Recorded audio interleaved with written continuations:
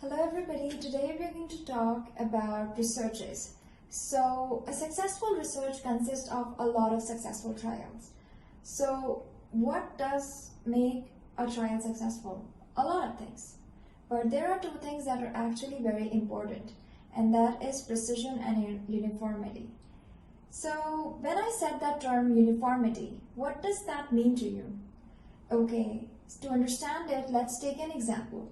Assume that you're trying to test a trait Y in 4 samples, and while treating them, try to treat them like uniformly. How? For example, if you're vortexing it, try to vortex like if you're vortexing sample A for 10 seconds, try to vortex sample B, C, and D for 10 seconds too, because non-uniformity adds error to the trial. And most of the time people do that kind of mistake when they're doing simple techniques like vortexing, centrifugating, or pipetting, etc. And these techniques, like when you're doing that on themselves, on their own, their errors are kind of nominal. But when we are doing a trial, we do repeat these techniques like a lot of time, and the error actually stacks up and result a bad trial. A bad trial is not a bad thing, that if you're actually learning something new from it, then it's okay. But if a trial ended up being bad because of a careless mistake, then it's kind of a wastage of a supply. And I know a lot of students do these trials through their grants and stipends, and a lot of them might have a tight budget. So these kinds of like bad trials where you don't learn much and your supplies get wasted is not good, right? It's kind of a strainers on your budget. So, and you know what, these kind of basic techniques, when you do them like in a right way, actually sharpens your result so good that I feel like in a short span of time and with short effort, with less efforts, you end up having a good trial that can actually show you some like results. So that's a really good benefit of being good in like basic techniques, because you're going to use your basic techniques all the time in whatever research you're participating. And as we are repeating these basic techniques, a lot of time, a single error in them causes a big error in the whole trial. So I think now you understand the role of uniformity. And now we're talking about precision. Precision is like if you're pipetting, then try to use some better equipments. And if you're using better equipments, try to do them slow and try to follow the rules. Like there are numerous kinds of errors that can happen, and I feel like precision can be best understood with pipetting. So I do understand that they need practices, but sometimes I feel like we miss things, we miss basic procedures that causes the error.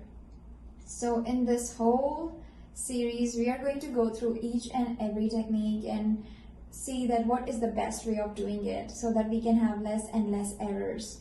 And that's the goal of this whole series. And so what are we going to do now in this first video about research? So this video is more about the most basic thing, because I'm not considering that you know anything. I'm considering that we are going to start from a scratch. So this video is about safety. Like how should we dress up in a lab? Like what kind of protocols we should follow, and I am going to explain you why there are some things, for example, lab coat, why it's important. There are goggles, why they're important. I know a lot of you might know that. I know a lot of might not know that. Because if you know the reason, you will follow it, because then you understand the importance. But if you don't, there are higher chances that you might like shrug it off. So to give an idea about it, first look at me, like how am I dressed up? if you're gonna look at me, I just wore, wait, and that's, I don't know if you can see me, and I wore like shorts. I want you to pause the video and think that why I cannot go to do my research like this. And I know this stuff is so cute, but it's not right for the research. Why?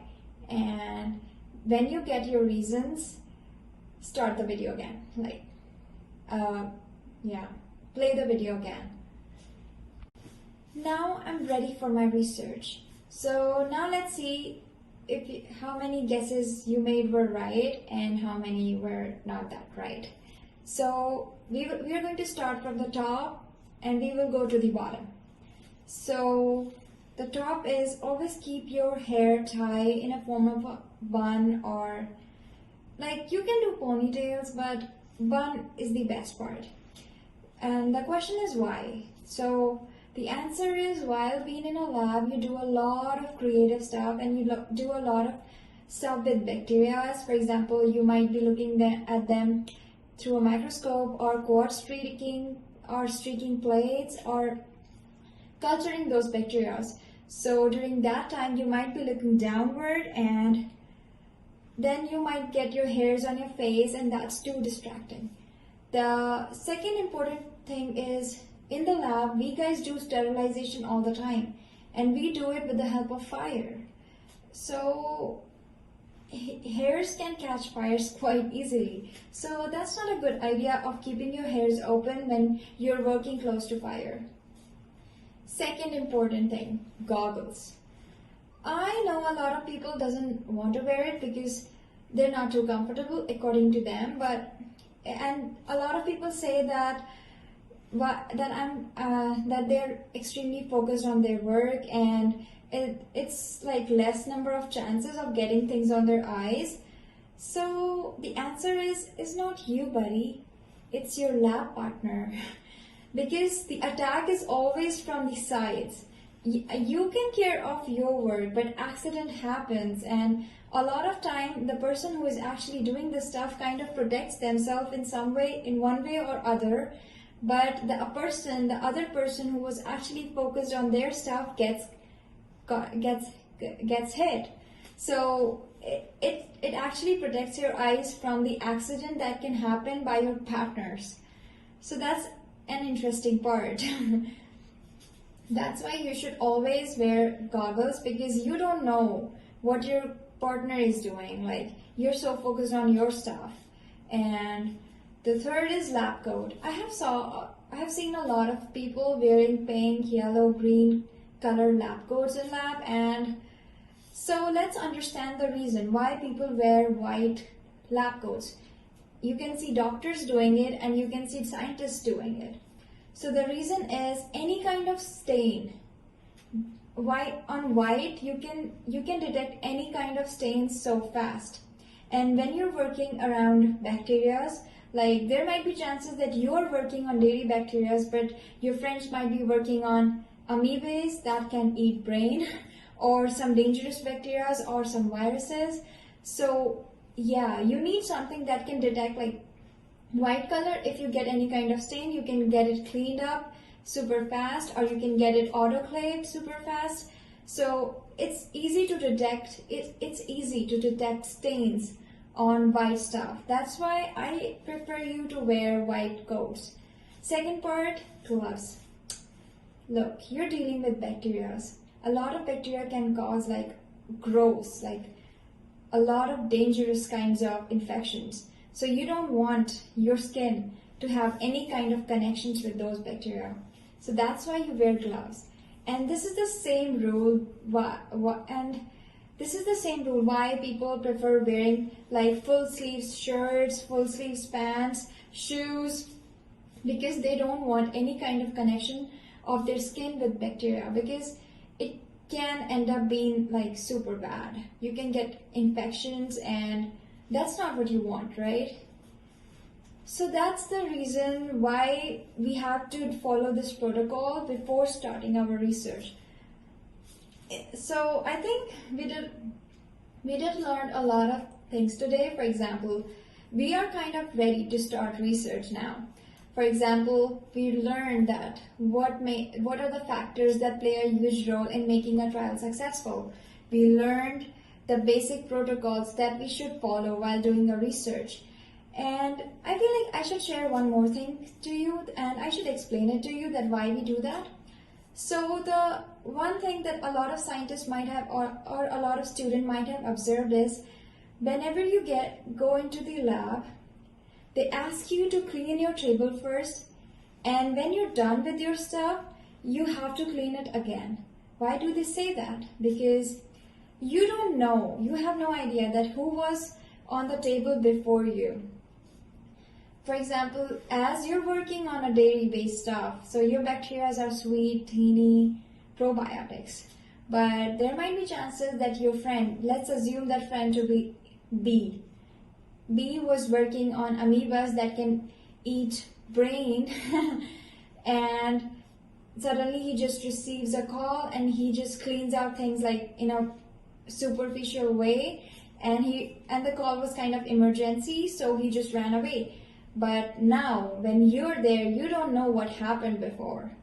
So that's why they ask you to clean everything, because if there are any traces of that amoeba, it can be a devastating experience for you. So while working in the lab, be very careful about cleanliness, because always clean before starting your work and always clean after finishing your work, because you don't know who was there before you and on what topic the person was actually working. And public labs are crazy because you can have so much exposure and so much experience, because you can find like all kinds of like experiments going on around you.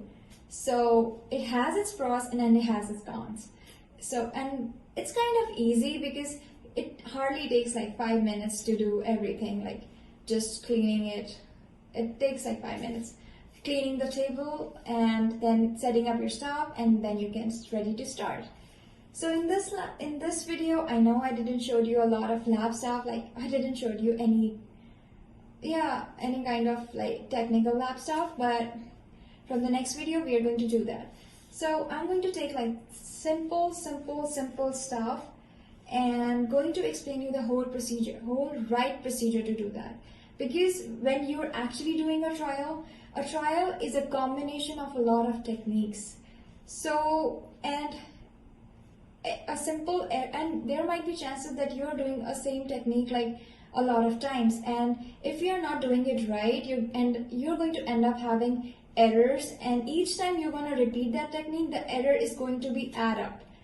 So like a lot of errors, then in the end all those errors will like kind of get stack up and will give you a bad result. And I don't think anyone wants that. It's kind of frustrating because error due to carelessness is hard to detect than error due to some conceptual fault. So I think we did a lot of things today, and till the next time, bye bye, and have a happy learning.